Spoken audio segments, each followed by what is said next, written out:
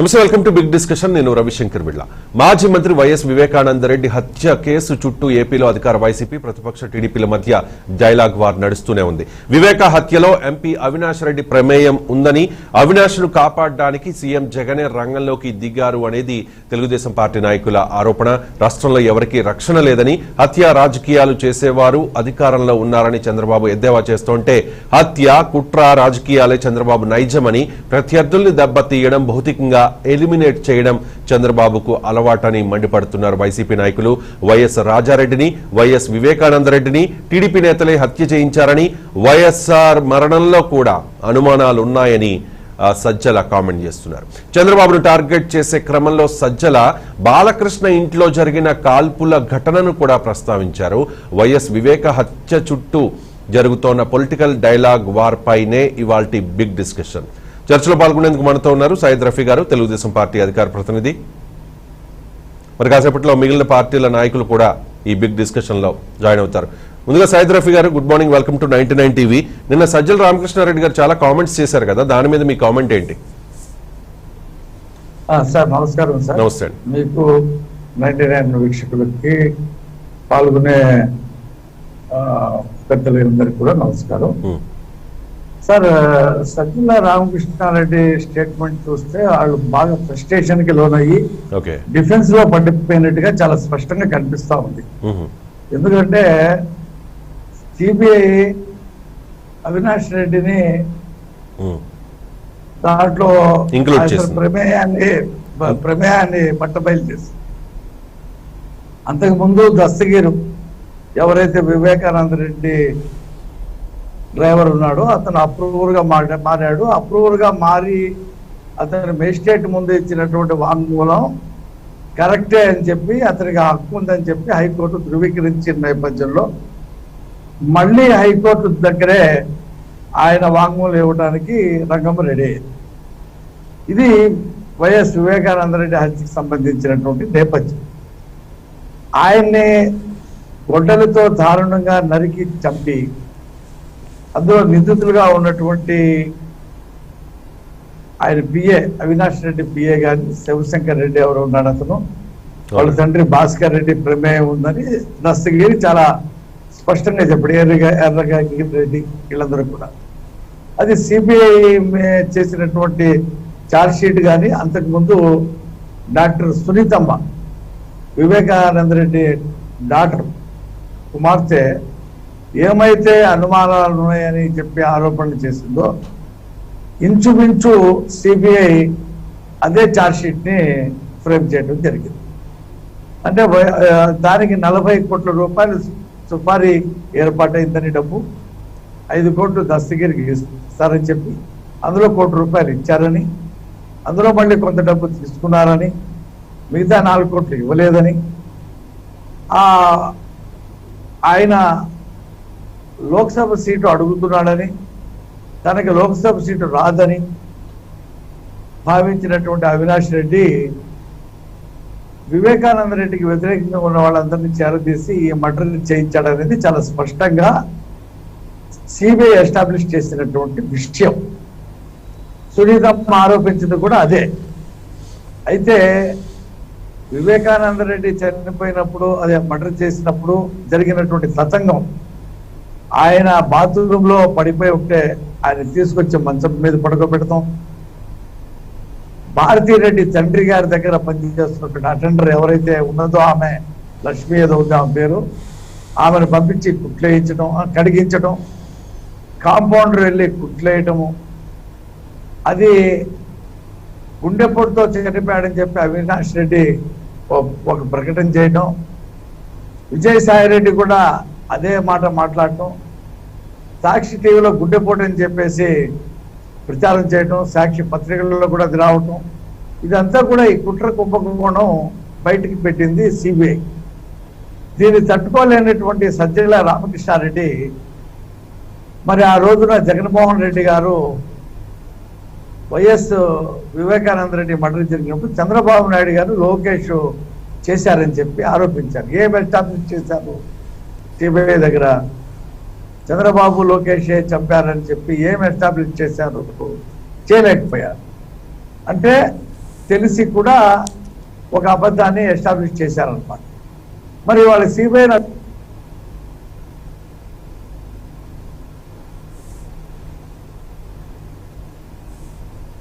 గారు లోకేష్ ప్రమేయం ఉందని చెప్పేసి ఆయన మాట్లాడినప్పుడు ఆయన కూడా విచారించాల, అన్ని కోణాల్లో విచారించాలి కదా కేసు. మరి ఎందుకు విచారించట్లేదని చెప్పి మేము ప్రశ్నిస్తాం.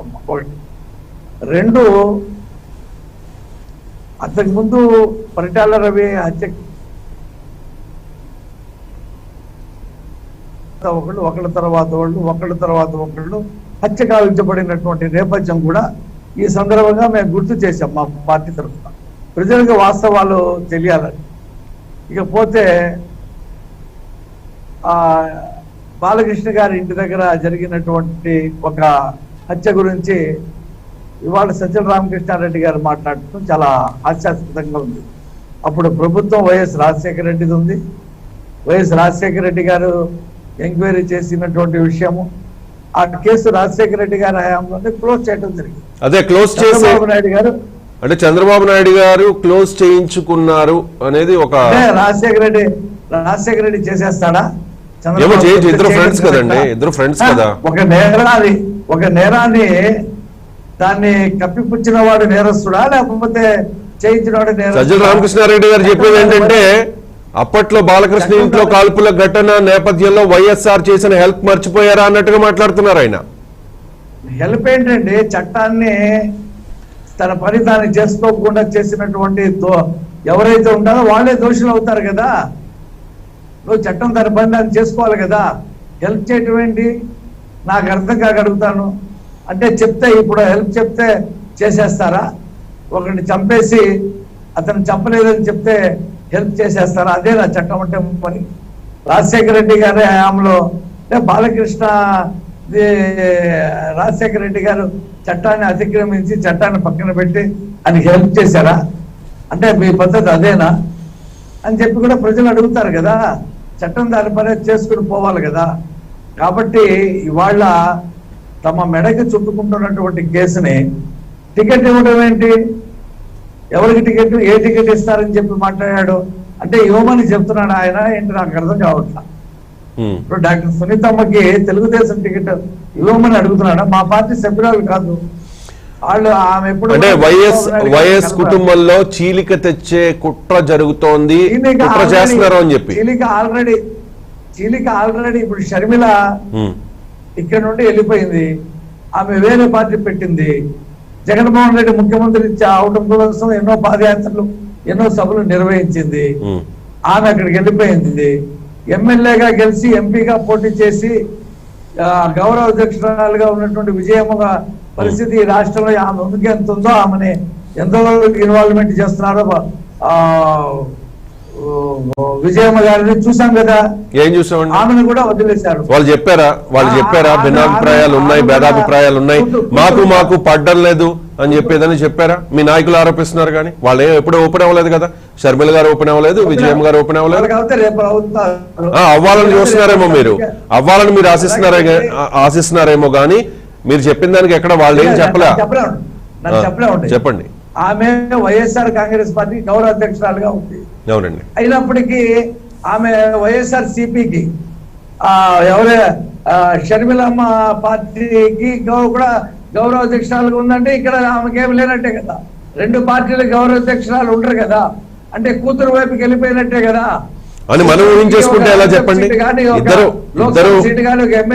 ఇద్దరికి న్యాయం చేయాల్సిన ఒక తల్లిగా ఇద్దరికి న్యాయం చేయాల్సిన అవసరం ఉందిగా, అవసరం ఉంటది కాబట్టి, బాధ్యత ఉంటది కాబట్టి చేసి ఉండొచ్చు. రెండు పార్టీలు గౌరవ అధ్యక్షురాలుగా ఉండడంలో అభ్యంతరం లేకపోవచ్చు. మేబీ చట్టం ఒప్పుకుంటుందా? రెండు పార్టీలు సభ్యత్వం కొనసాగడం సాధ్యం అవుతుందా? రెండు పార్టీలో పదవులు తీసుకోవడం సాధ్యం అవుతుందా?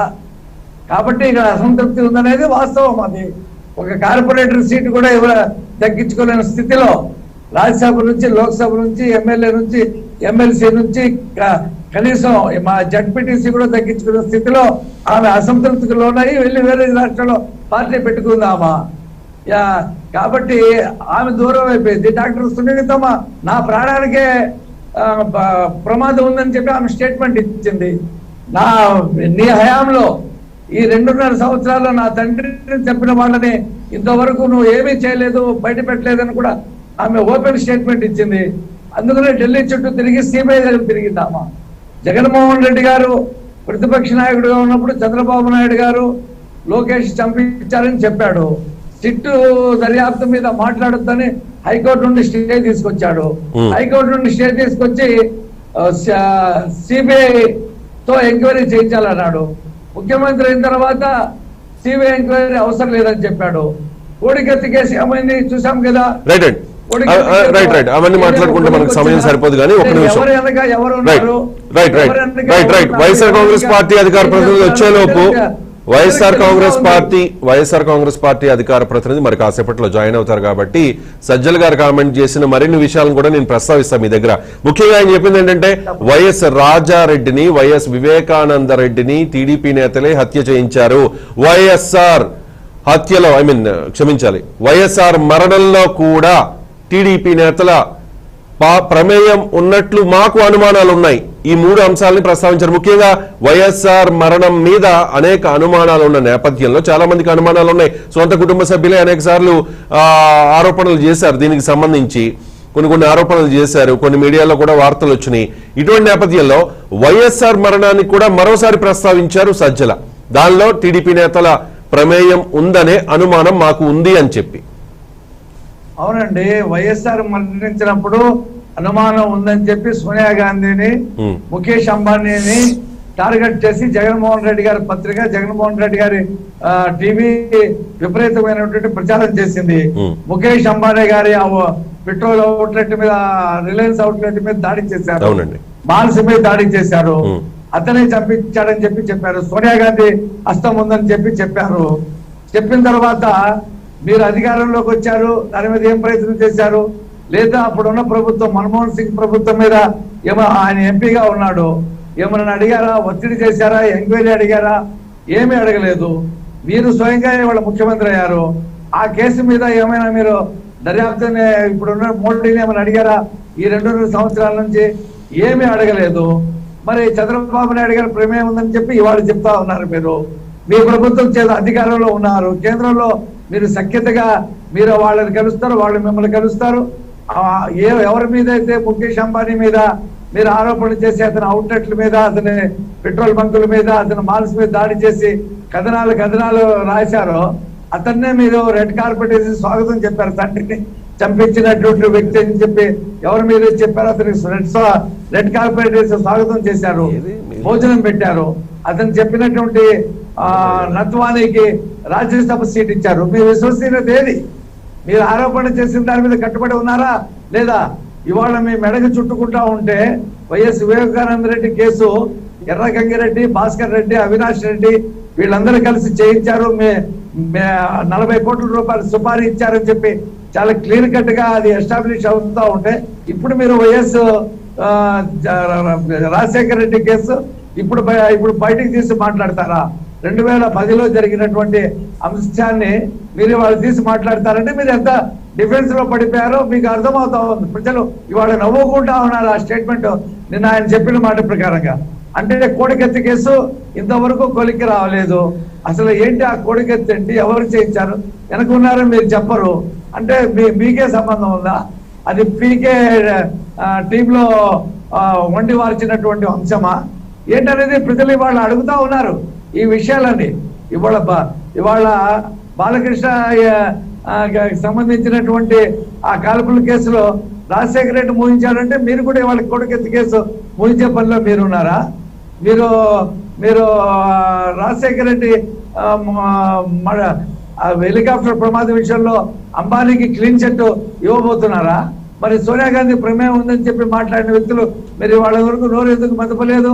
మీ చేతిలో అధికారం ఉంది, మీరు సఖ్యతగా ఉండేటువంటి కేంద్ర ప్రభుత్వం ఉంది, ఎందుకు మీరు దర్యాప్తు చేయలేదు? పత్రికా ప్రకటనలకే మీరు పరిమితం అయ్యి ప్రజల్ని ఏదో మభ్య పెడదామని చెప్పి ప్రయత్నం చేస్తా ఉన్నారా? ఎన్ని మీరు ప్రయత్నాలు చేసినా సిబిఐ ఖచ్చితంగా ప్రతి విషయాన్ని గమనంలోకి తీసుకుంటా ఉంది. అసలు వైఎస్ వివేకానంద రెడ్డి మర్డర్లో జరిగినటువంటి మొత్తం ఆలోచన కూడా ఏ కుట్ర అయితే ఉందో అంతా కూడా బయటకు వస్తుంది. మీకు గంగబేరులు ఎత్తుతా ఉన్నాయి. కాబట్టి చంద్రబాబు నాయుడు గారు, లోకేష్ చేయించారని చెప్పి మీరు చెప్పినటువంటి పరిస్థితుల్లో జగన్మోహన్ రెడ్డి ఏ ఆధారాలు చెప్పాడు కూడా సిబిఐ ఎంక్వైరీ చేయాలని చెప్పి అడుగుతా ఉన్నాం మేము. అది మాట్లాడమనండి వాళ్ళ.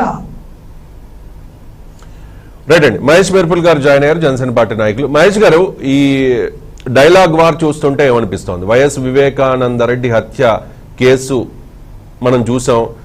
హత్య జరిగిన వెంటనే వైఎస్ఆర్ కాంగ్రెస్ పార్టీ నాయకులు ఏ రకంగా కామెంట్స్ చేశారో మనం చూసాం. నారాసుర రక్త చరిత్ర అని చెప్పి. ఆ తర్వాత ఇప్పుడు జరుగుతున్న వ్యవహారం మనకు తెలియంది కాదు. సిబిఐ పరిధిలోకి వెళ్ళిన తర్వాత ఎంపీ అవినాష్ రెడ్డి ప్రమేయం ఉందనే విధంగా ఛార్జ్ షీట్ లో పొందుపరిచారు అనే వార్తలు వస్తున్న నేపథ్యంలో అవినాష్ రెడ్డిని కాపాడడానికి సీఎం జగనే రంగంలోకి దిగారు అనే ఆరోపణలు కూడా వస్తూ ఉన్నాయి. ఈ నేపథ్యంలో సజ్జల నిన్న చాలా విషయాల్ని, పాత విషయాలను కూడా ప్రస్తావించారు. వైఎస్ జగన్మోహన్ రెడ్డి గారి తాతగారు వైఎస్ రాజారెడ్డి, ఆయన మరణం వెనుక, ఆయన హత్య వెనుక, అలాగే వైఎస్ వివేక హత్య వెనుక టీడీపీ నేతల పాత్ర ఉంది అని అండంతో పాటు దాంతోపాటు వైఎస్ఆర్ మరణంలో కూడా మాకు అనుమానాలు ఉన్నాయన్నారు. బాలకృష్ణ ఇంట్లో జరిగిన కాల్పుల ఘటనను కూడా ప్రస్తావించారు. మీ కామెంట్ ఏంటి దీని మీద జనసేన పార్టీ నుంచి? మహేష్ గారు. సభ్యులకు మరియు మీకు నాకు అవకాశం తీసుకుంటూ సార్, ఇప్పుడు మీరు చూసినట్టయితే ఈ యొక్క వైఎస్ వివేకానంద రెడ్డి హత్యకి సంబంధించి ఇంతకుముందు టీడీపీ నాయకులు చాలా వివరంగా ఎవరెవరి పేర్లు వచ్చినా ఏంటి అని చెప్పి చెప్పారు. ఇక్కడ వీళ్ళు వ్యక్తుల్ని కాపాడుకోవడం కోసం, లేకపోతే వీళ్ళ పార్టీ మీద మచ్చలు తుడుపుకోవడం కోసం వ్యవస్థను కూడా వీళ్ళు దిగుపడతారు. అంటే ఈ రోజు తెలుగుదేశం పార్టీ వాళ్ళు సిబిఐని బాగా, అంటే సిబిఐ చాలా బాగా బలంగా పనిచేస్తుంది అనేసి ఈ పేర్లు ఎప్పుడైతే వచ్చిందో అప్పుడు వీళ్ళకి సిబిఐ మీద విపరీతమైన నమ్మకం కలుగుతుంది. బట్ ఇదే చంద్రబాబు నాయుడు గారు 2018లో సిబిఐ మీద ఎటువంటి మాటలు మాట్లాడారు. సిబిఐకి నో కన్సెంట్, రాష్ట్రంలో మీరు డైరెక్ట్ గా రావాలని దాఖలు కూడా ఉన్నాయి.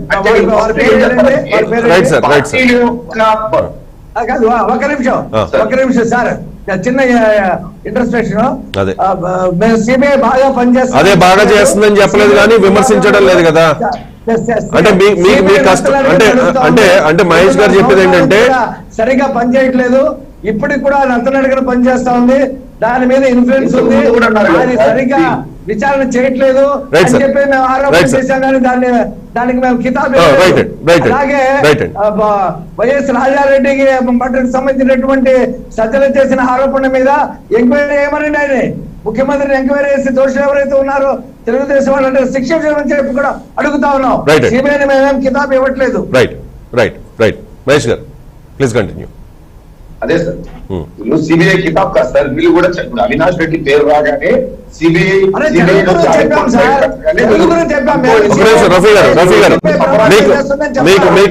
మీకు చాలా అవకాశం ఇచ్చాను, 20 minutes అవకాశం ఇచ్చాను, తర్వాత వాళ్ళని కూడా మాట్లాడండి. చెప్పకూడదు అంటున్నాను. ఒక నిమిషం సార్, పాయింట్స్ రాసుకోండి సార్. ఇక్కడ రాజకీయ కోణం అనేది ఎక్కువ కనబడుతుంది ఇక్కడ తీసుకున్నట్టయితే. ఇప్పుడు నిన్న సజ్జల రామకృష్ణారెడ్డి గారు అవినాష్ రెడ్డి గారి పేరు బయట రాగానే ఎప్పుడో వాళ్ళ తాత దగ్గర నుంచి, ఆ తర్వాత రాజశేఖర రెడ్డి గారి దగ్గర నుంచి ఆ పురాణం అంతా ఎందుకు బయటపెట్టాల్సి వచ్చింది? మరి రాజశేఖర రెడ్డి, రాజారెడ్డి గారు చనిపోయిన తర్వాత కూడా ముఖ్యమంత్రిగా రాజశేఖర రెడ్డి గారు గతంలో పనిచేసిన దాఖలు ఉన్నాయి. మీరు ఎందుకు అప్పుడు 5 సంవత్సరాలు ఎందుకు పనిచేసి తెలుగుదేశం వాళ్ళకి లోపల తిరగకపోయినారు? సో వాళ్ళు అక్కడ విధంగా చేయడం. రెండోది, ఆ తర్వాత తెలుగుదేశం వాళ్ళు రూలింగ్ లోకి వచ్చారు. మీరు ఆరోపణలు చేస్తున్నందుకు మీరెందుకు నిరూపించుకోలేకపోయారు? మీరు ఇప్పటికీ సమాధానం చెప్పుకుంటాను. మళ్ళీ మొన్న ఇప్పుడు వైఎస్ వివేకానంద రెడ్డి హత్య కేసు. సో ఇక్కడ ఏం జరుగుతుందంటే మీరు ఎప్పుడెప్పుడో హత్య కేసులంతా తీసుకువచ్చి ఆ పార్టీ మీద వేసేస్తారు. ఒకవేళ కానీ దర్యాప్తు సంస్థ కానీ కొంచెం ముందుకెళ్లి పనిచేస్తే వాళ్ళని నిర్వీర్యం చేసే ప్రయత్నం చేస్తారు. చివరికి ఆంధ్ర రాష్ట్ర ప్రజలకి ఇలాంటి సంస్థలు కూడా సరిగ్గా పనిచేయలేదని ఒక ఇంప్రెషన్ క్రియేట్ చేస్తారు. సిబిఐ లాంటి సంస్థని తెలుగుదేశం పార్టీ వాళ్ళు ఏ రకంగా మాట్లాడారో, ఏ విధంగా చెప్పారో, వాళ్ళు కన్సల్ట్ లేకుండా ఆంధ్ర రాష్ట్రంలో రాకూడదు ఏ విధంగా ఏ భారతదేశంలో ఏ రాష్ట్రం చేయని పని కూడా అలాగే ముఖ్యమంత్రి గారు చంద్రబాబు నాయుడు గారు అలాగే హయాంలో చేయడం జరిగింది. ఇంకోటి, జగన్మోహన్ రెడ్డి గారు కూడా ఎప్పుడైతే వివేకానంద రెడ్డి హత్య కేసు జరిగింది తెలుగుదేశం గవర్నమెంట్ లో 2019 15 మార్చ్, అంటే అప్పటికి గవర్నమెంట్ తెలుగుదేశంలో ఉన్నప్పుడు సహజంగా ప్రజలంతా కూడా ఏమనుకుంటారు అంటే, మరి ఇది గవర్నమెంట్ తెలుగుదేశంలో ఉన్నప్పుడు ఈ హత్య జగన్మోహన్ రెడ్డి గారు లేకపోతే చేస్తున్న ఆరోపణలు ఏదైతే ఉన్నాయో ఆయన ఎందుకు చేస్తాడు అనుకున్న దాఖల్లో ఆయన హత్య కేసు తర్వాత ఎప్పుడైతే జగన్మోహన్ రెడ్డి గారు పాపయ్యారో ప్రజలందరూ కూడా ఈ రోజు ఖచ్చితంగా దీంట్లో నుంచి జగన్మోహన్ రెడ్డి గారు సొంత చిన్నాయన చనిపోయినప్పుడు ఖచ్చితంగా చాలా సీరియస్ గా ఇంటరాగేషన్ కి వెళ్ళి ఖచ్చితమైన నిజాలు బయట పెడతారనుకున్న సందర్భం అయితే మాత్రం చాలా మంది కడప ప్రజలు కావచ్చు, చుట్టుపక్కల రాష్ట్రాలు రాజకీయాలు కావచ్చు, దేశ రాజకీయాలు కూడా చాలా మంది అనుకున్నారు. ఎందుకంటే వైఎస్ వివేకానంద రెడ్డి గారు చిన్న వ్యక్తితే కాదు. కానీ ఆ తర్వాత దాదాపు 2 సంవత్సరాలు కూడా గవర్నమెంట్ సైడ్ నుంచి ఎటువంటి యాక్షన్ తీసుకోకపోగా, ఎటువంటి యాక్షన్ చర్యలు తీసుకోకపోగా సాక్షాత్తు వాళ్ళకి దాటే ఆ తర్వాత ఇన్వాల్వ్ అయ్యి మాకు ఇటువంటి న్యాయం జరగట్లేదని చెప్పి మేము సిబిఐ కోర్టుకు వెళ్తాము అని సిబిఐ మా కేసు దర్యాప్తు చివరిలో వాళ్ళు కలుస్తున్నాం వీళ్ళ కలుస్తున్నాం మాటలు కూడా చెప్పి అంటే ఎప్పుడైతే మీరు అధికారానికి వైసీపీ వచ్చినప్పుడు ఇది మీ బాధ్యత. ఈ రోజు మీ బాధ్యతగా ఈ రోజు మీరు అధికారంలోకి వచ్చినప్పుడు వైఎస్ఆర్సీపీ మీ సొంత కుటుంబ సభ్యుల మీద ఇటువంటి జరిగినప్పుడు మీరు ఇంకా కూడా ఆ రోజు రాజశేఖర రెడ్డి హత్య నుంచి లేకపోతే అతను ముందు జరిగిన రాజారెడ్డి గారి హత్య గురించి, ఎందుకంటే హత్య కేసులైన అంశాల మీద మీరు మాట్లాడి ఇప్పుడున్న అంశాన్ని కూడా మీరు నిర్వీర్యం చేసే ప్రయత్నం చేస్తున్నారు తప్ప దయచేసి ప్రభుత్వం మీకు 151 సీట్లు ఇచ్చిన తర్వాత మీరు సిబిఐని బలంగా పనిచేయనివ్వండి. ఇంకోటి అదే లాగా మీరు ఏం జరుగుతా ఉందో అనే విషయాలు ఎవరు చేసిన విషయాలు తెలియచేయండి. నిజంగానే తెలుగుదేశం కార్యకర్తల పేరులో లేకపోతే నాయకుల పేర్లు ఉంటే బయట పెట్టండి. అంతే తప్ప ఎంతసేపు కేవలం ఒక 2 పార్టీల మీదే బురద చల్లుకుంటా ఈ రోజు అవినాష్ రెడ్డి గారి పేరు వచ్చింది, రాష్ట్రంలో హాట్ టాపిక్ అయింది. మరి దాన్ని డైవర్ట్ చేయడం కోసం నందల గోపాలకృష్ణ రెడ్డి గారు ప్రెస్ మీట్ పెట్టి ఎక్కడి నుంచో వాళ్ళు తీసుకొచ్చిన సబ్జెక్ట్ తీసుకురావడం మాట్లాడడం జరుగుతుంది. నిన్న వైఎస్ రాజశేఖర రెడ్డి గారి హత్య మీద కూడా మాట్లాడడం జరిగింది. నిజానికి ఆ రోజు హత్య జరిగినప్పుడు రిలయన్స్ వాళ్ళు అనుకున్నారు, కేజీ బేషన్ అంశంలో అనుకున్నారు అని చెప్పి అందరూ కూడా ఏమో బాబు కాంపిటీషన్ లో రాజశేఖర రెడ్డి గారు కేంద్రంలో సార్ మహేష్ గారు చెప్పండి. సార్ రాజశేఖర రెడ్డి గారు చెప్పినప్పుడు కూడా కేజీ బేషన్ లో మనకు కావాల్సిన హక్కుల కోసం రాజశేఖర రెడ్డి గారు మాట్లాడారు. అది వెళ్ళిపోతే చాలా లాస్ జరుగుతుంది, మన పెద్ద లీడర్ అయిపోతాడు ఈయన అని చాలా వరకు ఒకలాంటి క్రియేట్ చేసిన తర్వాత ఆయన చనిపోయిన తర్వాత తీసుకెళ్ళింది. ఎప్పుడైతే ఆ రిలయన్స్ సంబంధించిన టాప్ ఎగ్జిక్యూటివ్ తీసుకొచ్చి నత్వానీ గారిని తీసుకెళ్లి రాజ్యసభ ఇచ్చారు, ఇంకా మీరేం మెసేజ్ ఇస్తారు అక్కడ? అంటే మొన్నటి వరకు మీరు చేసిన ఆరోపణలు అన్ని మీరు ఆరోపణలు మాత్రమే చేస్తారా, లేకపోతే మీకు ప్రజలు అధికారం ఇచ్చిన తర్వాత ఆ రోజు చంద్రబాబు నాయుడు గారు కావచ్చు, ఈ రోజు వీళ్ళు కావచ్చు, మీకు అధికారం ఇచ్చినప్పుడు మీద వచ్చిన ఆరోపణల్ని ఎందుకు మీరు ఇంకా కూడా నిర్వీర్యం చేస్తానే ఉంటారు? దాని గురించి ఎందుకు ప్రజలకు ముందు తీసుకెళ్లరు? ఇదే జరుగుతానే ఉంది ఇప్పటి వరకు రాజశేఖర రెడ్డి రాజారెడ్డి గారి హత్య కేసు కూడా ఈ రోజు నిన్న సత్యల గోపాలకృష్ణ ఆంధ్ర రాష్ట్రంలో మాట్లాడాల్సిన అవసరం ఏముంది? అసలు ఇప్పుడున్న సందర్భానికి అవసరం ఏముంది? నిన్నటికి మన జరిగిన అవినాష్ రెడ్డి గారి విషయం గురించి మాట్లాడిన ఆయన ఆ సబ్జెక్టుకు వచ్చినప్పుడు మీరు దాని తాలూకా సమాధానాలు చెప్పాల్సింది పోయి నేను ప్రభుత్వానికి కూడా సమాధానం చెప్పమని అడగట్లేదు సార్. ఇక్కడ ప్రభుత్వం తన పాత్ర పోషించి సిబిఐకి ఫ్రీ హ్యాండ్స్ ఇచ్చి సిబిఐకి ఎగ్జాక్ట్ గా ఏం జరిగింది, ఎవరు హత్య మీరు అంటున్నారు, ఆదినారెడ్డి గారి పేరు చెప్తున్నారు, బీటెక్ రవి గారి పేరు చెప్తున్నారు, తెలుగుదేశంలో నాయకుల పేర్లు అందరూ చెప్తున్నారు. సో ఇలాంటివి ఇంకా కూడా ఎంతకాలం ఒక పార్టీ మీదనో లేకపోతే ఇంకొకరి మీదనో వేయకుండా మీ చేతిలోనే ఉంది. ఇప్పుడు మీ చేతిలోనే ఉంది కాబట్టి ఇప్పుడు ఎలాగో మీరు డీజీపీ కూడా మార్చుకున్నారు, మీరు ఆయన ద్వారా కూడా బలంగా చేపిస్తారా? అంటే ఇప్పుడు డీజీపీ గారిని మార్చడానికి కారణం ఇంతకుముందు డీజీపీ దీని మీద సరిగా పనిచేయలేదు కాబట్టి ఈ రోజు కొత్త డీజీపీ తీసుకొచ్చి ఇంకా వీళ్ళు ఎగ్జాక్ట్ ఇన్ఫర్మేషన్ తీసుకొచ్చే ప్రయత్నం ఏమైనా చేస్తారా? సరైన నిందితుల్ని శిక్ష పడేటట్టు ఏమైనా చేస్తారా? లేకపోతే ఇంకా కూడా ప్రెస్ మీట్లు పెట్టుకొని గతంలో ఏం జరిగింది, రాజారెడ్డి గారు ఏం చేశారు, రాజశేఖర రెడ్డి ఏం చేశారు, మొన్న వివేకానంద రెడ్డి గారు హత్య కేసులో ఏం జరిగింది, దీనికి తెలుగుదేశం చెప్పుకోవడం, తెలుగుదేశం వాళ్ళు మళ్ళీ టీవీ డిబేట్లకు వచ్చేసి మాకే సంబంధం అంటే ప్రజలు చూసే వాళ్ళకి కేవలం ఇది తెలుగుదేశం చేసిందని వాళ్ళు మీరే చేశారని వీళ్ళు అనే విషయాలు తప్పితే ఇక్కడ సిబిఐ అనేది చాలా కీ రోల్ ప్లే చేస్తారు. దయచేసి కేంద్ర దర్యాప్తు సంస్థలకు ఇవ్వాల్సిన విలువని ఇస్తూ ఫ్రీ హ్యాండ్స్ ఇస్తూ వాళ్ళకి ఇవ్వాల్సిన గౌరవం ఇస్తే అది బాగుంటుంది తప్ప ముందు వీళ్ళు ఏం చేస్తారంటే వాళ్ళని బదనాం చేస్తారు. అంటే వాళ్ళ యొక్క ఐడెంటిటీని వాళ్ళ యొక్క ఇంటిగ్రిటీని వీళ్ళు దెబ్బతీస్తారు. ఎప్పుడైతే దెబ్బతీస్తారో ప్రజలు రాజకీయ నాయకులు మాట్లాడుకునే విషయాల మీద ఫోకస్ చేస్తారు. సిబిఐ అనేది అంత చిన్న సంస్థ కాదు. మనం చూస్తాం జేడీ లక్ష్మీనారాయణ లాంటి వాళ్ళు సిబిఐలో పనిచేసినప్పుడు ఈ రోజు భారతదేశంలోనే కొన్ని కేసెస్ ఆయన హ్యాండిల్ చేసిన పద్ధతి తీసుకున్నప్పుడు చాలా గర్వంగా ఫీల్ అయ్యాం. ఆంధ్ర రాష్ట్రంలో మా తరపు నుంచి ఒక లక్ష్మీనారాయణ గారు తెలుగు నేత ఈ విధంగా ముందుకెళ్లారని చెప్పి మేము చాలా గర్వపడ్డాం. అలాంటి సంస్థల్ని ఎప్పుడైతే ఆంధ్ర రాష్ట్రంలో చంద్రబాబు నాయుడు గారు కావచ్చు, ఈ రోజు వీళ్ళు కావచ్చు, సిబిఐ అని చంద్రబాబు నాయుడు గారు ఇన్ఫ్లుయెన్స్ చేయడం ఏంటండి, లేకపోతే కేంద్రం ఇన్ఫ్లుయెన్స్ చేయడం, ఇలాంటి మాటలు మాట్లాడినంత కాలం ఎటువంటి పరిష్కారం అయితే రాదు, నిందలు మాత్రమే చేసుకుంటాం. కాబట్టి ఈ రోజు ముఖ్యమంత్రి జగన్మోహన్ రెడ్డి గారి వైఎస్ఆర్సీపీ వాళ్ళకి కానీ మీకు ఇది హై ఎండ్ టైం. ఎందుకంటే మీరు ఖచ్చితంగా జరిగిన అంశాన్ని ప్రజల ముందు పెట్టాల్సిన బాధ్యత మీ మీద ఎంత Right. ఉంది. అలాగే చూడండి తప్పితే దీని మళ్ళా మీరు తెలుగుదేశం వాళ్ళ మీద ఇంకొక పార్టీ వాళ్ళ మీద వేసినంత కాలం మిమ్మల్ని ఎవరు కూడా నమ్మే పరిస్థితి లేదు. ఎందుకంటే మీ చేతిలో గవర్నమెంట్ ఉంది. ఈ రోజు రాజశేఖర రెడ్డి గారి సొంత తమ్ముడు జగన్మోహన్ రెడ్డి గారికి చిన్నాను చేరుతున్నప్పుడు వీళ్ళకే ఇలాంటి భద్రత లేనప్పుడు వీళ్ళ కేసులే డీల్ చేయలేనప్పుడు అనే ఫీలింగ్ ప్రజల్లో పోతుంది. కాబట్టి Right. దానికి మీరు సమాధానం చెప్పుకోవడానికి ప్రయత్నం చేయాలి తప్ప దాన్ని కూడా ఎదురుదాడి చేసి ఆ రోజు ఏం చేస్తారు ఈ రోజు ఏం చేస్తారు. This is the right time. మీరు ఏం జరుగుతుందో సిబిఐ ఏం జరుగుతుందో ప్రజల ముందు పెట్టాల్సిన అవసరం ఉంది. Right. ఎంపీ అవినాష్ రెడ్డి గారి పేరు వచ్చింది. రైట్ అండి, ఒక నిమిషం మళ్ళీ మాట్లాడతాం. ప్రజలకు చెప్పాలి ఇక్కడ. మళ్ళీ మాట్లాడతాం. నాగార్జున యాదవ్ గారు జాయిన్ అయ్యారు, వైఎస్ఆర్ కాంగ్రెస్ పార్టీ అధికార ప్రతినిధి నాగార్జున యాదవ్ గారు. నాగార్జున యాదవ్ వచ్చాడు, నేను ఉండను సార్, నేను వెళ్తాను. Thank you sir. నన్ను ఎందుకు సార్? మీడియాలో చాలా తిట్టాడు, Thank you so వ్యక్తిగతంగా much, మాట్లాడాడు.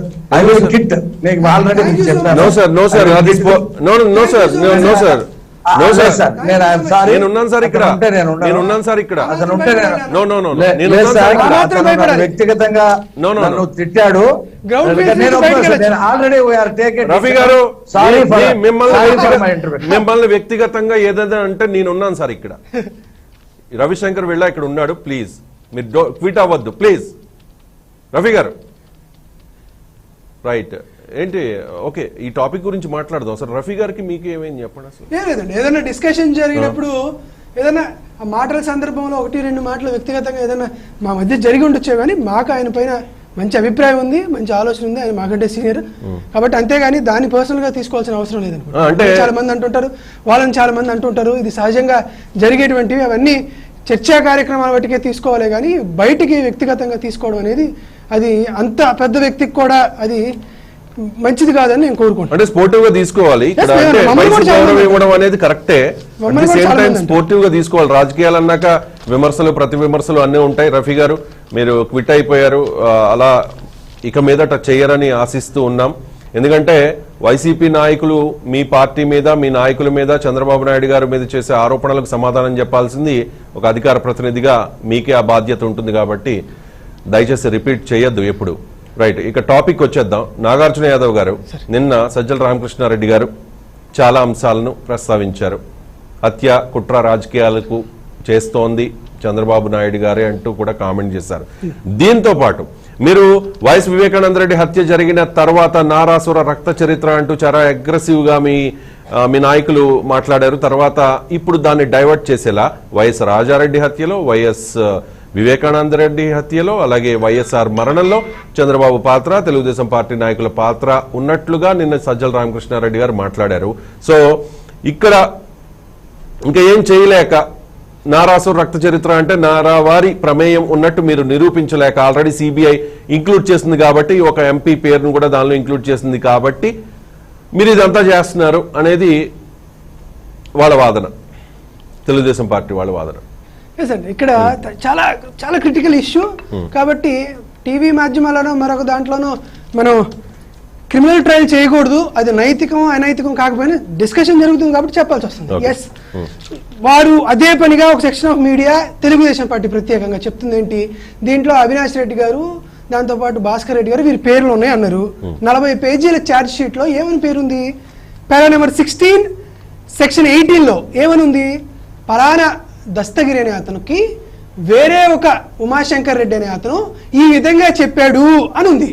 అంటే దాన్ని ఏమంటారు, హెయిర్సే ఎవిడెన్స్ అంటారు. హెయిర్సే ఎవిడెన్స్ అనేది section 170 of Indian evidence act 1872 ప్రకారం అసలు చెల్లదు కదా. That is fundamental point. 40 పేజీల సిబిఐ ఛార్జ్ షీట్ లో ఎక్కడైనా సరే ఇందులో అవినాష్ రెడ్డి గారిది కానీ, భాస్కర్ రెడ్డి గారిది కానీ, మరొకరిది కానీ పాత్ర ఇది ఉంది, వీళ్ళ రోల్ ఇదని సిబిఐ ఏదైనా ఎంక్వైరీలో తేల్చి చెప్పిందా? That is the simple issue కాదు కదా. ఏం జరిగింది క్లియర్ గా చెప్తానండి. 164 సంబంధించి 164 సిఆర్పిసి కోసం ఎవరన్నా ఒక విట్నెస్ అప్రూవర్ గా మారి వాళ్ళు ఒక నోటీస్ ఇస్తారు, దీని మీద మేజిస్ట్రేట్ గారు సంతకం పెడతారు. ఈ 164 సిఆర్పిసిలో వారు ఇచ్చినటువంటి అంశాలను మాత్రమే సిబిఐ అక్కడ పొందుపరిచిందే కానీ తమ ఎంక్వైరీలో ఇటువంటి ఇష్యూస్ జరిగినాయి అనేది అక్కడ పొందుపరచలేదు. That is very clear evidence. ఎవరైనా 40 పేజీల ఛార్జ్ షీట్ తీసుకొచ్చి వైఎస్ అవినాష్ రెడ్డి గారి పేరు ఏడుంది, వీళ్ళ పాత్ర ఇది ఉంది అని చెప్పమనండి, అది చెప్పేది లేదు. కానీ నారాసుర రక్త చరిత్ర అని మీరు చెప్పినట్టు, తెలుగుదేశం పార్టీ నాయకుల ప్రమేయం ఉన్నట్టు, చంద్రబాబు నాయుడు గారి హస్తం ఉన్నట్టు మీరు ఆరోపణలు చేశారు కానీ దాన్ని ఎస్టాబ్లిష్ చేయలేకపోయారు కదా. అవునండి, ఎంతమంది వైసీపీ నాయకులదే ఆ సొంత ఫ్యామిలీలో ఉన్న వాళ్ళదే ప్రమేయం ఉన్నట్లుగా అక్కడక్కడ మనకి ఆధారాలు కనిపిస్తున్నాయి ఏ కానీ ఆధారం అంటున్నాను? ఈ ఆధారం సిబిఐ వేసినటువంటి 40 పేజీల ఛార్జ్ షీట్ లో ఇదిగో ఈ ఆధారం ఉంది అని 40 పేజీల డాక్యుమెంట్ మొత్తం మీ అందరికీ ఇస్తారు, అందరి దగ్గర ఉంది, దాంట్లో చూపించండి ఒక్క ఆధారం, ఇదిగో ఈ ఒక్క ఆధారం ఉందని. దానికి కూడా విషయం చెప్తానండి. 164 సిఆర్పిసి సెక్షన్ ప్రకారం ఒక వ్యక్తి అదే స్టేట్మెంట్ ఇచ్చి అదే స్టేట్మెంట్ ని విచార సంస్థలు ధృవీకరించి అదే స్టేట్మెంట్ ని కోర్టు దగ్గరికి వెళ్ళిన తర్వాత కూడా ఒక కేసు నిలబడిన వందలాది ఇష్యూస్ చెప్తాం. మనందరికీ తెలిసిందే సత్యంబాబు కేసు ఒకటి. అతను 164 కింద ఈ నేరం నేనే చేశాను అంగీకరించాడు, నేనే అప్రూవర్ అని అంగీకరించాడు. 8 ఏళ్ల తర్వాత ఏం జరిగింది? సర్కమ్స్టెన్స్ ఎవిడెన్సెస్ అసలు లేవు, ఈ స్టేట్మెంట్ తప్పని చెప్పింది. ఇది ఒకటే కాదు, the case Mohan Lal state of and Maharashtra IR 1982 SC 839 ఏం చెప్పింది? 164 సిఆర్పిసి స్టేట్మెంట్ తప్పని చెప్పింది. The state versus Kartar of 1970 SC 1305 1986 CRZMA ఏం చెప్పింది? 164 స్టేట్మెంట్ అనేది వర్కౌట్ అవ్వలేదని చెప్పింది.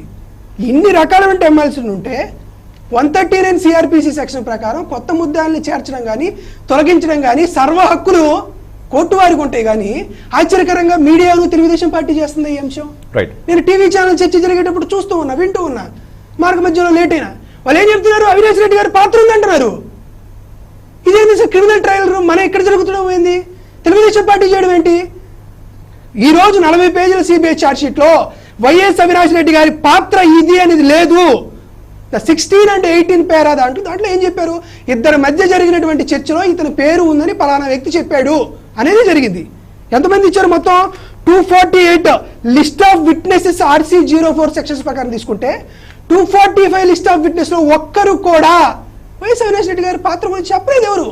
కానీ ఉద్దేశపూర్వకంగా ఆ ఛార్జ్ షీట్ లో ఒకసారి పేరు రావడాన్ని చూసుకొచ్చి వారి మీద పెట్టేటువంటి కార్యక్రమం జరుగుతుంది. అది ఎందుకు జరుగుతుంది అనేది మాకు అర్థం కావట్లేదు. ఈరోజు మేము అదే అడుగుతున్నాం. 302 కేసెస్లో 90% 164 సిఆర్పిసి సెక్షన్ ఫెయిల్ అయిన మాట వాస్తవం కాదా? అసలు ఛార్జ్ షీట్లో వారి పాత్ర ఉందా అనే దాని మీద అసలు చర్చ జరగట్లేదు. తీసేస్తున్నాం. వైఎస్ అవినాష్ రెడ్డి గారి పాత్ర ఉంది, భాస్కర్ రెడ్డి గారి పాత్ర ఉందని చెప్పేస్తున్నాం. That is not fundamental right కదా. మనం ఎందుకు క్రిమినల్ ట్రయల్ చేస్తున్నాం ఇక్కడ? ఏ కోర్టులో, ఏ న్యాయస్థానంలో లేదా కనీసం విచారణ సంస్థల్లో అయినా ఇతని పాత్ర ఉందని ఎవరు ఏ మాట చెప్పలేదు. నిందితుల్లో ఒకరైనటువంటి ముద్దాయిల్లో ఒకరైనంత అతను 164 సిఆర్పిసి ప్రకారం ఒక స్టేట్మెంట్ ఇస్తే ఆ స్టేట్మెంట్ సిబిఐ ఛార్జ్ షీట్ లో పొందుపరిస్తే దాన్నే మనం విచారణ జరిగింది, కేసు నడుస్తోంది కాబట్టి విచారణ చేస్తోంది కాబట్టి దాని గురించి మనం పెద్దగా ప్రస్తావించొద్దు. కానీ సజ్జల రామకృష్ణారెడ్డి గారు అనేక అంశాలను ఇక్కడ ప్రస్తావించారు. వైఎస్ రాజారెడ్డి హత్య విషయాన్ని ప్రస్తావించారు. ఓకే, వివేక హత్య కేసు విషయాన్ని పక్కకు పెడదాం. తర్వాత ఆయన మాట్లాడింది ఏంటంటే వైఎస్ఆర్ మరణంపై కూడా అనుమానాలు ఉన్నాయని చెప్పి. ఇప్పుడు ఎందుకు ప్రస్తావించినట్టు? తర్వాత మీరు అధికారంలోకి వచ్చారు కదా, ఆయన చనిపోయిన తర్వాత 2019లో మీరు అధికారంలోకి వచ్చారు. తర్వాత ఎప్పుడు కూడా సెంట్రల్ గవర్నమెంట్ మీరు క్వశ్చన్ చేసింది లేదు. ఇప్పుడు ఎందుకు ప్రస్తావించినట్టు? దీని వెనక చంద్రబాబు హస్తం ఉంది, టీడీపీ నేతల హస్తం ఉందని ఎందుకు మాట్లాడినట్టు, ఎందుకు కామెంట్ చేసినట్టు? ఇది డైవర్షన్ పాలిటిక్స్ కాదా? అది తెలుగుదేశం పార్టీ నాయకులు ఈ రోజు కొత్తగా చెప్పేది ఏం కాదు, మళ్ళా మాట్లాడేది కాదు. 2009 సెప్టెంబర్ 2వ తేదీన వైఎస్ రాజశేఖర రెడ్డి గారి హెలికాప్టర్ అనేది మిస్ అయింది. 2009 ఆగస్టు 31వ తేదీ 30వ తేదీ అసెంబ్లీలో జరిగిన చర్చలో చంద్రబాబు నాయుడు గారు ఏమన్నారు? నేను తలుచుకుంటే ఈ రోజే మీరు ఫినిష్ అవుతారు వైఎస్ రాజశేఖర రెడ్డి గారు అనే స్టేట్మెంట్ ఇచ్చిన తర్వాత 24 గంటల్లో ఆయన మరణం సంభవించిన తర్వాత ఎవరైనా అనుమానం వ్యక్తపరిచేదే. దాంతో పాటు మరొకటి, ఇందాక అక్కడ ఉన్నటువంటి పెద్ద ఆయన మాట్లాడుతూ రిలయన్స్ గ్రూప్ కు సంబంధించి ఈ విషయంలో ఇన్వాల్వ్ అయ్యారని వీకీలీక్స్ అనే సంస్థ యొక్క వాదోపవాదనలు వ్యూహాలు బయటకు వచ్చాయి అని వీకీలీక్స్ అనే సంస్థ ప్రచురించిన తర్వాత దాని మీద వైఎస్ఆర్ కాంగ్రెస్ పార్టీ శ్రేణులు వాళ్ళందరూ ఏదో కొన్ని మాల్స్ మీద దాడి చేస్తే ఇదే జగన్మోహన్ రెడ్డి గారు బయటకు వచ్చి నాకు అనుమానాలు ఉన్నమాట నిజమే, కానీ ఒకరి మీద మనం అభిప్రాయాలు వ్యక్తం చేయలేం కాబట్టి ఎవరు అటువంటి ఇబ్బందులకు లోనవద్దు, మీరందరూ తక్షణమే ఇటువంటి చర్యలకి ఉపక్రమించొద్దు అని చెప్పి అందరినీ సద్దుమిలిగించినటువంటి వ్యవహారాన్ని కూడా మీరు గుర్తించగలరు. మరొకటి, ఇంకొక పాయింట్ అందరూ ఆలోచించదగిన విషయం ఏంటంటే, రోడ్డు మీద ఎవరో ఒకరి మూత్రద్రేహం కనపడితే పోలీస్ చేయాల్సిన మొట్టమొదటి కేసు అనుమానాస్పద మృతి అని కేసు పెట్టాలి. అలాంటిది ఒక రాష్ట్ర ముఖ్యమంత్రి, అప్పుడున్నటువంటి 10 కోట్ల ఆంధ్రుల రాష్ట్ర ముఖ్యమంత్రి చనిపోతే ప్రమాదం అని ఎఫ్ఐఆర్ కాపీలో రాసి పెట్టగలిగారే? ఖచ్చితంగా దాని మీద అనుమానాలు ఉన్నాయి. అనుమానం మీద ఎంక్వైరీ జరుగుతుంది. ఆ ఎంక్వైరీ జరిగిన దాంట్లో ఇప్పటికీ కూడా కీలకంగా భావించేటువంటి బ్లాక్ బాక్స్ ఈ రోజు కూడా దొరకలేదంటున్నారు. కానీ మేము ఏమని అనుకోవాలి? ఒక రాష్ట్ర ముఖ్యమంత్రి గారు విధులలో ఉండి చనిపోయిన తర్వాత దాన్ని తేల్చలేనటువంటి అప్పటి కేంద్ర ప్రభుత్వాన్ని ఎవరు సమర్థిస్తున్నారు? ఇప్పుడు ఉన్నటువంటి తెలుగుదేశం పార్టీ సమర్థిస్తుంది. మేము ఒకటే అడుగుతున్నాం, వైఎస్ వివేకానంద రెడ్డి గారి మృతి కేసులో ఇది రాజకీయంగా కొందరిని దెబ్బతీయడానికి జరిగినటువంటి మృతి అని క్లియర్ గా అర్థమవుతుంది. దీని వెనకాల కుట్రదారులు ఉన్నారని అర్థమవుతుంది. దీంట్లో నిందితులు ఉన్నారని అర్థమవుతుంది. ఎవరున్నా కానీ ఖచ్చితంగా వారికి శిక్ష జరగాలి, నిష్పాక్షికమైనటువంటి విచారణ జరగాలి. నాకు తెలిసి 2019లో వైఎస్ఆర్ కాంగ్రెస్ పార్టీ అధికారంలోకి వచ్చిన తర్వాత ఏ ఒక్కసారి ఈ ప్రస్తావన తీసుకురాలా.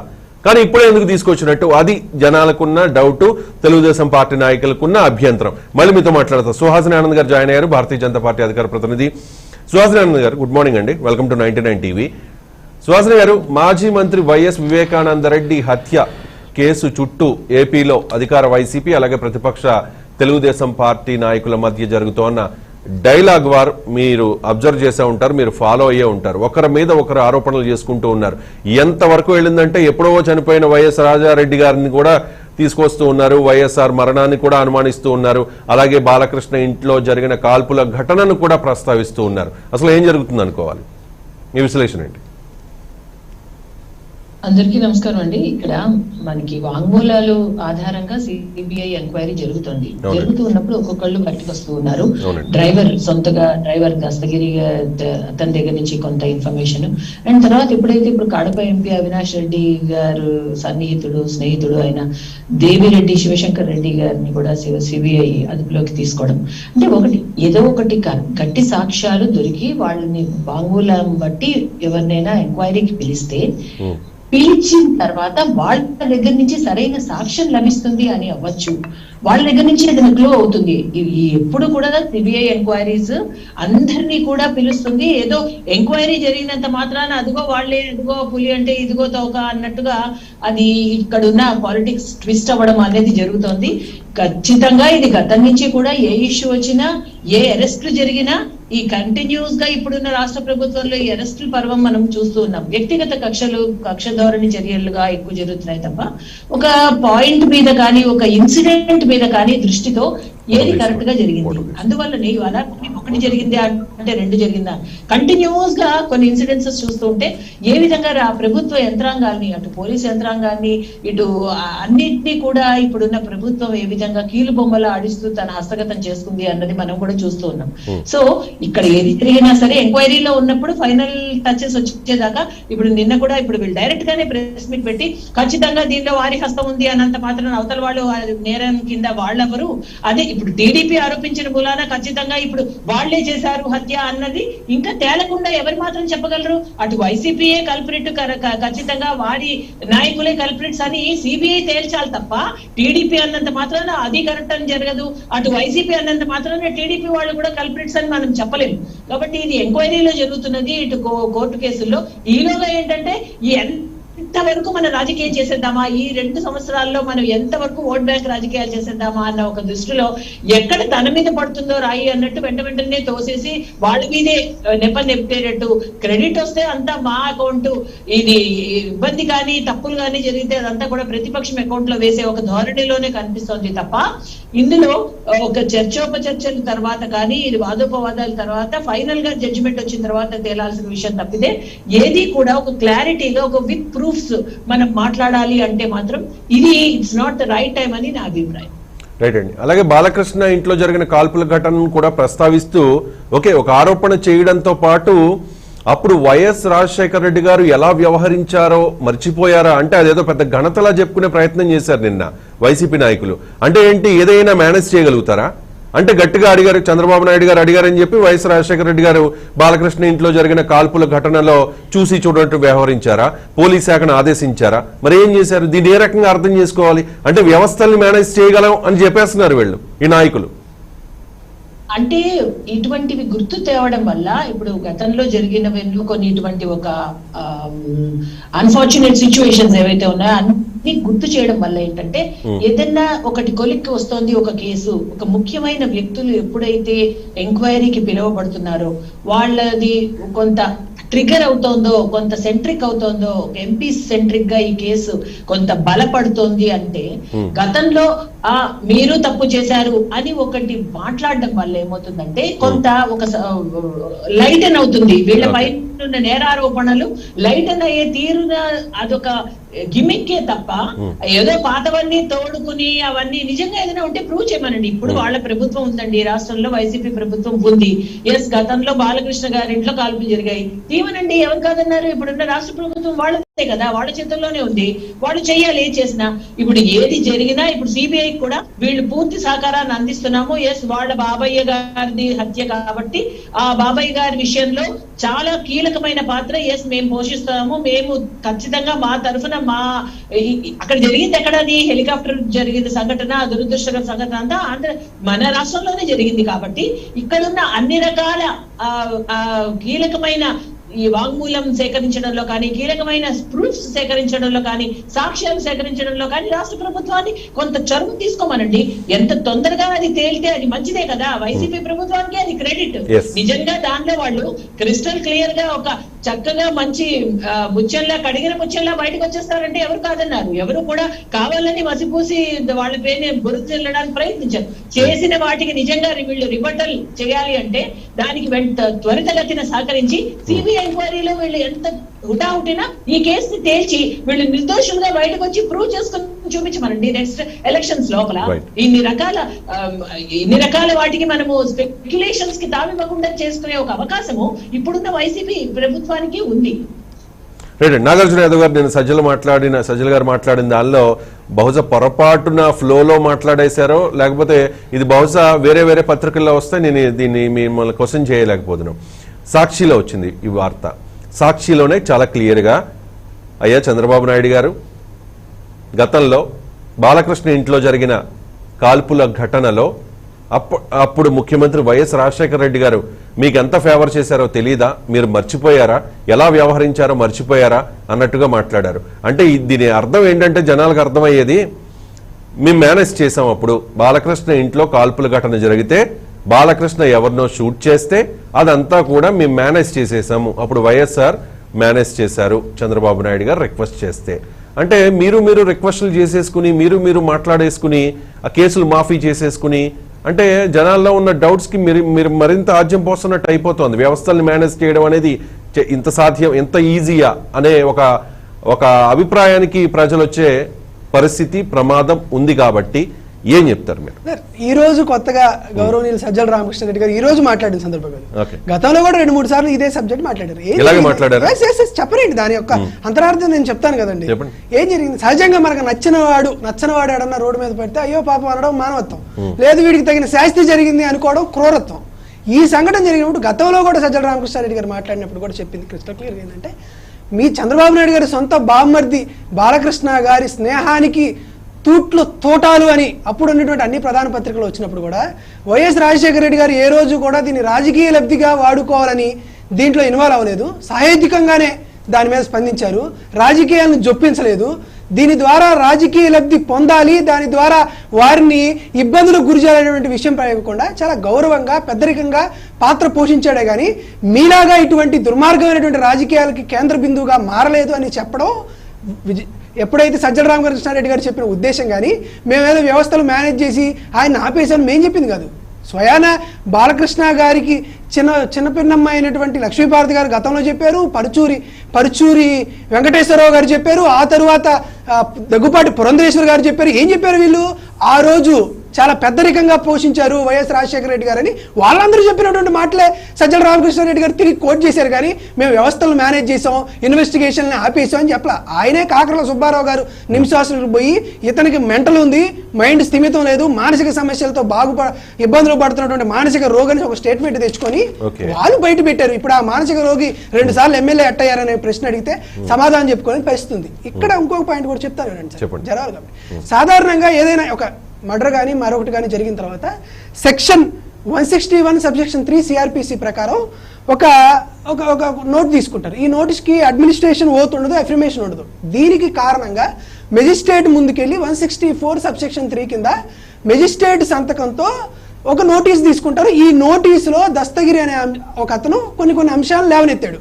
ఈ లేవనెత్తిన అంశాలు 100% నిజమని ఎవరు చెప్పరు, ఎక్కడా చెప్పలేదు. ఛార్జ్ షీట్లో కూడా ఇన్వెస్టిగేషన్లో ఇది తేలిందని కంక్లూడ్ చేస్తున్నామని సిబిఐ చెప్పలేదు. ఉద్దేశపూర్వకంగా దీన్ని మనం అనవసరంగా ముందుకు తీసుకొస్తున్నాం. ఎస్, విచారణ నిష్పాక్షపాతంగా జరగాలని కోరుకుంటుంది మేము. ఎందుకంటే వివేకానంద రెడ్డి గారి హత్య జరిగిన తర్వాత బాధితులుగా మిగిలింది వైఎస్ఆర్ కాంగ్రెస్ పార్టీ, వైఎస్ సునీతమ్మ, వైఎస్ జగన్మోహన్ రెడ్డి గారు, వైఎస్ కుటుంబ సభ్యులు బాధితులైనటువంటి కుటుంబ సభ్యులు చెప్తారు ఎవరి మీద అనుమానం ఉందంటే పలానా ఎల్లయ్య మీద, పలానా పొగలయ్య మీద, పలానా లోకేష్ మీద, పలానా ఆదినారాయణ రెడ్డి మీద అని బాధిత కుటుంబాలు చెప్తాయి. బాధితుల కుటుంబాలు చెప్పినటువంటి స్టేట్మెంట్ని రికార్డ్ చేసుకొని ఇన్వెస్టిగేషన్ జరగాలి. కానీ ఇక్కడ ఆశ్చర్యకరంగా బాధితులు చెప్పినటువంటి స్టేట్మెంట్ల మీద ఇన్వెస్టిగేషన్ జరగట్లా. ఎవరైతే నిందితులుగా పేర్కొన్నారో, ఎవరైతే హత్య చేయడానికి ప్రూవ్ అయ్యారో వాళ్ళు ఇచ్చినటువంటి స్టేట్మెంట్ మీద ఇన్వెస్టిగేషన్ జరుగుతుంది. ఎందుకంటే కోర్టు ఒక మాట చెప్పింది సార్, ఇక్కడ చెప్పాలి కాబట్టి చెప్తున్నా. కోర్టు ఏం చెప్పింది? 8 కోట్లకు సంబంధించినటువంటి ఒక ల్యాండ్ లావాదేవీల మీద ఈ హత్య జరిగిందని మీరు చెప్తున్నారు. 8 కోట్ల విలువైనటువంటి లావాదేవీల మధ్య హత్య జరిగినప్పుడు సుపారీ కింద 40 కోట్లు తీసుకుంటున్నామని దస్తగిరి ఎలా చెప్పాడని అడిగింది కోర్టు. అందుకని మళ్ళా సిబిఐ ఏం చేసిందంటే 164 కింద అప్రూవ్ అయినటువంటి నోటీస్ దగ్గర మరొకసారి వాళ్ళ దగ్గర 164 నోటీస్ తీసుకొని మరొకసారి మెజిస్ట్రేట్ ముందు వాళ్ళ దగ్గర వాంగ్మూలం తీసుకుంటుంది. దట్ ఈస్ ఫండమెంటల్ క్వశ్చన్ కదా. సమస్య 8 కోట్ల భూలావాదేవీల దగ్గర సమస్య అయితే 40 కోట్లు సుపారీ ఎలా ఇచ్చిందని కోర్టు ప్రశ్నిస్తే సిబిఐ దగ్గర సమాధానం లేక, సరే సార్ ఈ వాంగ్మూలంలో కొంత తప్పులోనే ఇంకోసారి మెజిస్ట్రేట్ దగ్గరికి వెళ్ళి మళ్ళీ వాంగ్మూలం నమోదు చేసుకొని నీ దగ్గరికి వస్తామన్నారు. మళ్ళీ మెజిస్ట్రేట్ కూడా 164 కింద ఎవరి దగ్గర అయితే మెజిస్ట్రేట్ వాంగ్మూలం ఇచ్చారో రేపు మళ్ళీ ప్రిలిమినరీ ఎంక్వైరీ జరిగినప్పుడు అదే మెజిస్ట్రేట్ గారు బోన్లో నిలబడి సాక్ష్యాధారాలు తను ఇలా చెప్పాడు అని చెప్పాలి. 164 సబ్సెక్షన్ 3 కింద ఇచ్చినటువంటి వాంగ్మూలం తీర్పు కాదు. ఇచ్చినటువంటి 248 స్టేట్మెంట్లో ఒక స్టేట్మెంట్ మాత్రమే. కాబట్టి ఇప్పుడు బీజేపీకి సంబంధించినటువంటి అధికార ప్రతినిధి గౌరవనీయులు వారు మాట్లాడారు, చాలా హుందాగా మాట్లాడారు. ఇప్పుడే మనం చెప్పలేమని చెప్పారు. ఎందుకు ఆ మాట చేయలేకపోతున్నారు? ఎస్, ఎంక్వైరీ జరిగిన తర్వాత మొత్తం పూర్తయిన తర్వాత మేము మాట్లాడగలుగుతామని ఆవిడ చెప్పారు. ఎందుకు తెలుగుదేశం పార్టీ చెప్పదలుచుకోవట్లేదు? దాని ద్వారా రాజకీయ లబ్ధి పొందాలి, దాని వల్ల మంటలు చేయాలి, చలిగాచుకోవాలి, ఆ వేడిని రాజకీయ రంగంగా పులుకోవాలి అనేటువంటి ఆలోచన. సుహాసిని గారు, తెలుగుదేశం పార్టీ నాయకులు చాలా సందర్భాల్లో చెప్పేది ఏంటంటే జగన్మోహన్ రెడ్డి గారు ఎన్నిసార్లు ఢిల్లీకి వెళ్లినా కేసుల మాఫీ కోసం వెడుతున్నారు అని చెప్తూ ఉన్నారు. అంటే ఇండైరెక్ట్ గా వాళ్ళు ఏం చెప్పదలుచుకున్నారంటే ఒక రాష్ట్ర ముఖ్యమంత్రి ఢిల్లీ వెళ్లి బీజేపీ పెద్దల్ని అడిగి రిక్వెస్ట్ చేసి మా కేసులు తీసేయండి అంటే తీసేస్తారా అంటే రిక్వెస్ట్ చేస్తున్నారంట. అంటే ఏం చెప్పదలుచుకున్నారు టీడీపీ నాయకులు? వైసీపీ నాయకులు చెప్తే బీజేపీ నాయకులు వింటారు, వాళ్ళు వ్యవస్థలను మేనేజ్ చేస్తారు. ఈ టైప్ ఆఫ్ కామెంట్స్ చేస్తున్నారు. అది అల్టిమేట్ గా ఏమవుతుందంటే భారతీయ జనతా పార్టీ నాయకులకు, భారతీయ జనతా పార్టీకి కూడా మైనస్ అవుతుంది అది కదా. ఇది రాష్ట్ర ప్రభుత్వం, రాష్ట్ర ముఖ్యమంత్రి గారు ప్రధానమంత్రి గారిని కలవడం అన్నది అన్ని రాష్ట్రాల ముఖ్యమంత్రులు కలుస్తారు. కలిసినంత మాత్రాన్ని ఇక్కడ మనం ఎందుకు అనుకోవాల్సి వస్తుంది అంటే ఇక్కడ ఉన్న మంత్రుల, ఇక్కడ ఉన్న ముఖ్యమంత్రి గారి పైన ఉన్న కేసెస్ ఎక్కువ ఉన్నాయి. గతంలోనూ ఇప్పుడు ఈ పార్టీలో రెండు టీడీపీకి వైసీపీకి కూడా కేసెస్ అవి ఉన్నాయి వాళ్ళ పైన. ఇదేదో మాఫీ చేయడానికి వీళ్ళు ఇన్నిసార్లు వెళ్ళిపోతున్నారు ప్రధానమంత్రి గారి దగ్గరికి అని చెప్పి. అది నిజంగా ప్రధానమంత్రి గారి చుట్టూ 4 సార్లు తిరిగితే కేసులు మాఫీ అయిపోతాయంటే ప్రతి వాళ్ళు ఈ క్రిమినల్ కేసెస్ అనేవి ఉండవు. ఎందుకంటే ఇంకా కేంద్రమే చక్కగా అన్నిటినీ మాఫీ చేసేస్తుంది. కానీ మనం అందరం తెలుసుకోవాల్సిన, ప్రజలందరికీ తెలవాల్సింది ఏంటంటే దానికంటూ ఒక వేరే బాడీ ఉంది, దానికి కేంద్ర ప్రభుత్వానికి సంబంధం లేదు. ఇటువంటి ఒక కేసెస్, క్రిమినల్ కేసెస్ విషయంలో ఒక సిబిఐ అనే వేరే ఒక దర్యాప్తు సంస్థ ఉంటుంది, ఈడీ ఉంటుంది, సిబిసిఐడి ఉంటుంది. ఇవన్నీ కూడా వాళ్ళు చేసేది, వాళ్ళు ఇండిపెండెంట్ గా చేసేది, ఒక అథారిటీగా చేసే ఒక ఇది కాబట్టి అని అలా ఒకటి. అండ్ రెండోది ఏంటంటే ఖచ్చితంగా వాళ్ళు చేయలేకపోతున్నది ఇప్పుడు ఏ రాష్ట్ర ప్రభుత్వం హుందాగా తన కావాల్సింది, రాష్ట్రానికి కావాల్సిన విషయాలు, రాష్ట్రానికి కావాల్సిన సదుపాయాలు, రాష్ట్రానికి కావాల్సిన పెట్టుబడులు తెచ్చుకునే ఒక తెలివితేటలు రాష్ట్ర ప్రభుత్వానికి ఉండాలి. కేంద్ర ప్రభుత్వంతో ఈ సామరస్యంగా వెళ్లి రాష్ట్రంలో ఉన్న బాధలు, సాధక బాధకాలన్నీ వివరించి రాష్ట్రానికి తీసుకురావాల్సినవి తీసుకురావాలి. వాళ్ళు మేనిఫెస్టోలో వాళ్ళు ప్రామిస్ చేసినవి వాళ్ళు చేయగలగాలి. ఇన్నిటిల్లో ప్రాసెస్ గా వాళ్ళు వెళ్లి వాళ్ళు రాష్ట్ర ప్రభుత్వానికి, రాష్ట్ర తరఫున రాష్ట్ర ప్రజలకి సమాధానం చెప్పుకోవాలి. రాష్ట్ర ప్రజలకి ఈ రోజు కూడా వైసీపీ ప్రభుత్వం. గతంలో టీడీపీ ఏ విధంగా దోషిగా ఉండి యూటర్న్స్ అన్ని తిరిగి బొక్కబొక్కలా పడిందో, ఈ రోజు వైసీపీ ప్రభుత్వం కూడా తన మేనిఫెస్టోలో ఏదైతే ప్రామిసెస్ చేసిందో, ప్రజలందరికీ ఇన్ని వేల కిలోమీటర్లు తిరిగి ఏవైతే మాట్లాడిందో అవన్నీ కూడా చేయలేకపోగా తన వైఫల్యాల్ని ఈ రోజు కూడా వైఫల్యాలన్నింటినీ కేంద్రం నెట్టి పడేస్తూ ఏదైనా ఇక్కడ క్రెడిట్ జరిగింది అంటే అది ఒక రాష్ట్ర ప్రభుత్వం ఒక సఫలమే అన్నట్టుగా వాళ్ళు మాట్లాడేది. నిన్న దాని అన్నిటికీ ఫుల్ స్టాప్ పెట్టింది. నిన్న గడ్కరీ గారు రాష్ట్ర ప్రభుత్వం వేదికలో ఇక్కడే జగన్మోహన్ రెడ్డి గారి పక్కన సమక్షంలోనే క్లియర్ గా చెప్పారు, నేను ఎప్పటికైనా సరే రాష్ట్ర ప్రభుత్వానికి ఎక్కువే చేస్తున్నాను. 2014 నుంచి 24 మధ్యలో గతంలో ఏ ప్రభుత్వం చేయలేంది. ఏదైనా మాట్లాడితే అంటారు ఏపీకి స్పెషల్ గా ఏం చేశారు, అన్ని రాష్ట్రాలకి చేస్తూ ఆ రోడ్డు ఏపీ నుంచి వస్తోంది కాబట్టి చేస్తున్నారు అని.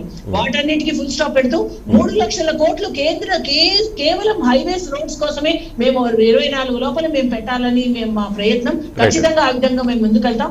ఆంధ్రప్రదేశ్ స్పెషల్ గా చూస్తాం. అన్నిటికన్నా ఎక్కువ ఇళ్లు 23 లక్షల ఇళ్లు ఆంధ్రప్రదేశ్ కి కేటాయించాం. ఇంకా ముందు కూడా మా తరఫున మేము పూర్తిగా ఆంధ్రప్రదేశ్ ని స్పెషల్ గా చేయడానికి రెడీగా ఉన్నామని ఎందుకు చెప్పారు అది మేము అంటున్నాం. ఎందుకంటే ఇక్కడ ఉన్న వాళ్ళు ప్రధానమంత్రి గారి దగ్గరికి వెళ్ళారు అంటే అదేదో వాళ్ళ పబ్బం గడుపుకోవడానికి అని అనుకోక్కర్లేదు. మనము కేసులు మాఫీ అయితే అలా వెళ్లి 4 సార్లు తిరిగినంత మాత్రాన వీళ్ళ పైన కేసులు మాఫీ అవ్వవు.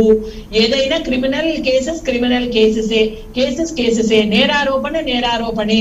ఇంకా రాబోయే రోజుల్లో నేరారోపణలున్న వాళ్ళు కూడా ప్రజాక్షేత్రంలో ఎలక్ట్ అయ్యే విధానం కూడా వీలైనంత వరకు తగ్గించే ప్రక్రియ సుప్రీం కోర్టు కూడా ఆలోచిస్తోంది. అది చాలా కష్టం అండి అది. ఎందుకంటే మాక్సిమం ఉన్న వాళ్ళందరూ ప్రతి నాయకుడికి ఒక కేసు నేరారోపణలు, మామూలు నేరారోపణలు కాదు, విపరీతమైన 100 కేసులు ఉన్న వాళ్ళు కూడా ఉన్నారు. ఇప్పుడు లాలూ ప్రసాద్ యాదవ్ ఇంకా జైల్లోనే మగ్గుతున్నారు. మరి అలాంటి లాలూ ప్రసాద్ యాదవ్లకు మించిపోయిన లాలూలు ఎంతమంది ఉన్నారో కదా దేశంలో. ఇలాంటి వాళ్ళందరికీ ఫుల్ స్టాప్ పెట్టడానికి ఏమో బహుశా సుప్రీంకోర్టు ఇటువంటి ఒకటి జారీ చేసింది. నిజంగా ఇటువంటిది వస్తే ప్రజలు అందరూ కూడా ఆమోదిస్తారు. మొట్టమొదటి ఆమోదించేది ప్రజలు మాత్రమే. ప్రజలు ఆమోదిస్తారు కానీ నాయకులు ఆమోదించరేమో. రైట్, కంక్లూడ్ చేయండి. సరే సార్, ఇందాక మాట్లాడుతూ మేడం కేసులు ఢిల్లీ అనేటువంటి పర్యటన జరుగుతుంది. దానికి ఒకసారి క్లియర్ గా ప్రజలకు కూడా అర్థం కావాలని చెప్తున్నాను. చంద్రబాబు నాయుడు గారి మీద కేసులు ఉన్నాయి, జగన్మోహన్ రెడ్డి గారి మీద కేసులు ఉన్నాయి. వెళ్ళిన ప్రతిసారి జగన్మోహన్ రెడ్డి గారు కేసుల మాఫీ కోసం ఢిల్లీకి వెళ్తున్నారు, ప్రధానమంత్రి దగ్గరికి వెళ్తున్నారు అనేటువంటి వాక్యం వస్తుంది. కాబట్టి ప్రజలకు అర్థం చేయాలని చెప్తున్నాం. ఎస్, చంద్రబాబు నాయుడు మీద ఉన్నటువంటి కేసులు కంప్లైంట్ అయ్యి ఇన్వెస్టిగేషన్ చేయకుండా ఉన్నటువంటి కేసులు. అంటే this is the under the judiciary of investigations agencies, అంటే ఈడీ, సిబిఐ లేదా ఇతర సంస్థలు. అది ఆయన ప్రాసెస్. జగన్మోహన్ రెడ్డి గారి కేసులు ఏంది, కంప్లైంట్ స్థాయిని దాటిపోయి ఇన్వెస్టిగేషన్స్ పూర్తయి ఇన్వెస్టిగేషన్ ఛార్జ్ షీట్లు వేసి ఛార్జ్ షీట్ల మీద వాదోపవాదనలు కోర్టు జడ్జి ముందు ట్రయల్ జరుగుతున్నాయి. అంటే ఇన్వెస్టిగేషన్స్ ఏజెన్సీని ప్రధానమంత్రి గారో ముఖ్యమంత్రి గారో లేకపోతే మరొక వాళ్ళు పరిమితి చెంది వాళ్ళని ప్రభావితం చేయొచ్చేమో కానీ కోర్టు జ్యుడిషియరీలో ఉండి జడ్జి ముందు ట్రయల్స్ జరుగుతూ కోర్టు దగ్గర డిఫెన్సివ్ లాయర్ మాట్లాడుతూ చర్చలు జరిగిన తర్వాత మా వైపు న్యాయం, ధర్మం, చట్టం ఉంటే మేము గెలుస్తామని నమ్మకం మాకుంది. కానీ ప్రధానమంత్రి ప్రాపకమో మరొకరు ప్రాపకమో మా కేసులో అవసరం లేదు. కాబట్టి ఇది under the judiciary of court. ప్రధానమంత్రి గారు ఎవరు నేరుగా వేరే వాళ్ళకి ఎవరికో ఫోన్ చేసి ఆ కేసు ఏదో చూడండి అని కోర్టు న్యాయమూర్తి గారికి చెప్పేటువంటి పరిస్థితి భారతదేశంలో ఉండదు. ఇది నరేంద్ర మోడీ గారినో లేకపోతే అప్పుడు ఎప్పుడున్న ప్రధానమంత్రినో అవమానించడం. ఇది భారతదేశ రాజ్యాంగంలో ప్రజాస్వామ్యంలో మంచి పద్ధతి కాదు. కాబట్టి తెలుగుదేశం పార్టీ వాళ్ళు అది ఉంచుకోండి. మరొకటి మాకు సంబంధించిన పాయింట్ చెప్తాను. మాకు సంబంధించినటువంటి మేనిఫెస్టో, మా మేనిఫెస్టో వాస్తవ అవసరాల వ్యక్తీకరణ సమ్మేళనం, మా ప్రభుత్వానికి కరదీపిక. 2024 ఎన్నికల్లో ఆంధ్రప్రదేశ్ రాష్ట్ర ప్రభుత్వ ప్రాతినిధ్యం వహించినటువంటి వైఎస్ఆర్ కాంగ్రెస్ పార్టీ మా మేనిఫెస్టో మేము అమలు చేశామని మీరు అనుకుంటే మాకు ఓటేయండి, లేదా మమ్మల్ని తిరస్కరించండి. That is simple and crystal clear. మరి ఏ ఇతర అంశాలు వద్దు. ఎవరి మీద మేము నామూషిగా చెప్పం, ఎవరి మీద బేషాజాలకు పోవట్లా. మేమేం చేయాలి, భారతీయ జనతా పార్టీ ఏం చేయాలి. కాబట్టి అదే చూసుకోండి. వాళ్ళు చేశారా లేదా, మేము చేశామా లేదా చూడండి. ఎవరు ఏమేం చేయగలుగుతారో చూస్తారు. కాబట్టి ప్రజలే న్యాయ నిర్ణేతలు, వాళ్ళు ఖచ్చితంగా మమ్మల్ని ఆశీర్వదిస్తారని మేము కోరుకుంటున్నాం. Thank you so much Nagarjuna Yadav గారు, సుహాసిని ఆనంద్ గారు, మహేష్ మెరుపుల గారు అండ్ చర్చ మధ్యలో వెళ్లిపోయిన రఫీ గారు, మీకు కూడా ధన్యవాదాలు. చూస్తూనే ఉండండి 99 టీవీ.